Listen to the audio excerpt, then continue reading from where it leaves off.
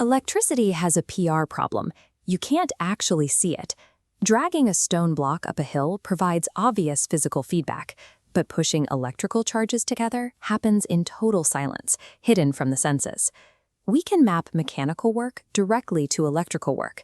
Forcing identical repelling charges together requires the same sustained effort as pushing a boulder up a steep earthly incline. That external work isn't lost. It remains within the system, becoming stored electrostatic potential energy. Visualizing this energy field requires a three-dimensional topographical map. A single point charge creates a spatial deformation, rising like a physical peak. Here, positive unit charges act like boulders. They naturally roll downhill, following the slope from higher to lower potential.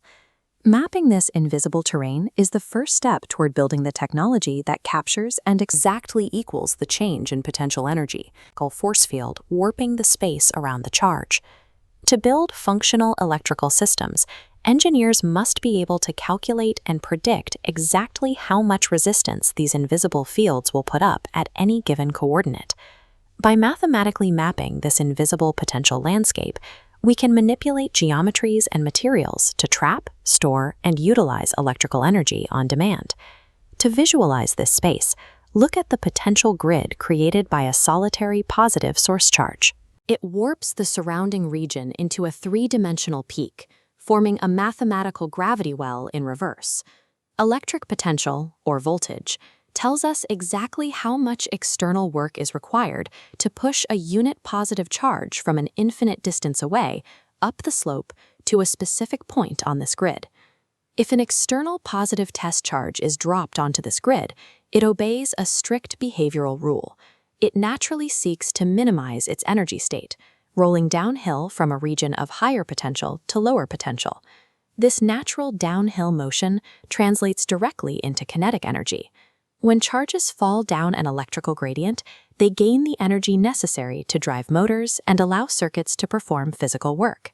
Calculating the electric potential at any given coordinate gives us a predictive tool. It allows us to determine exactly how charges will flow without needing them to make physical contact.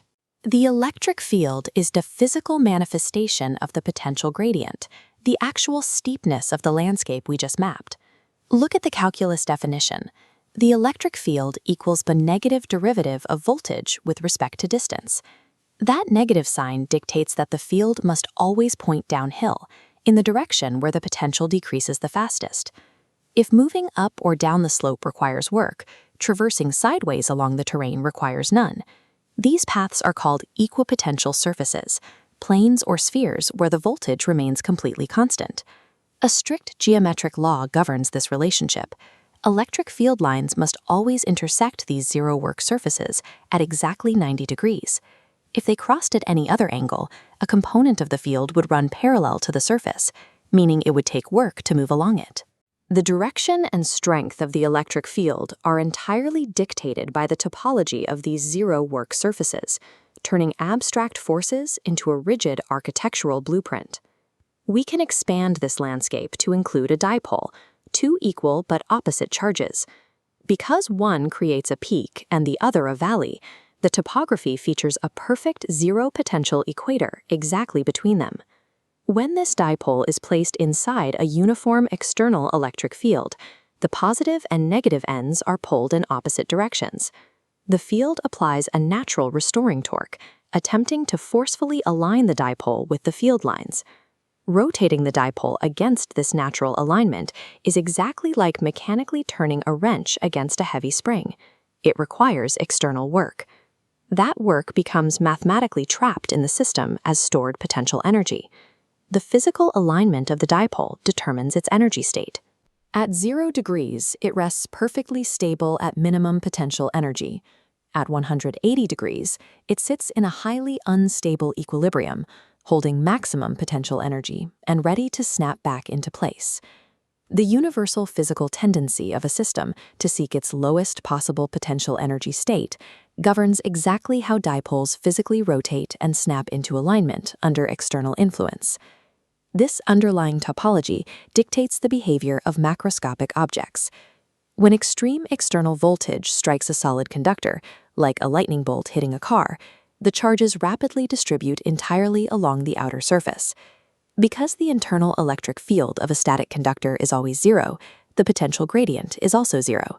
This flattens the entire structure into a single, uniform, equipotential plateau, protecting the interior from any electrical difference.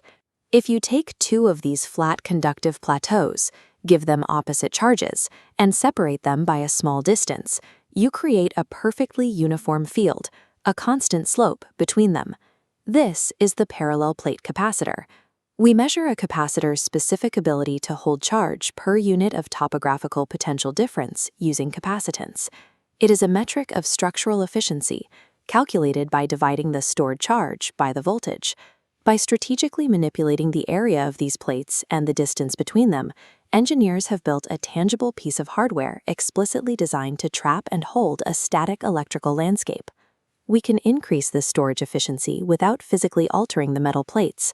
Dielectric materials are insulators containing molecular dipoles, like water, that naturally possess a permanent positive to negative orientation. When a dielectric is inserted into the capacitor, its randomly oriented dipoles are exposed to the external field.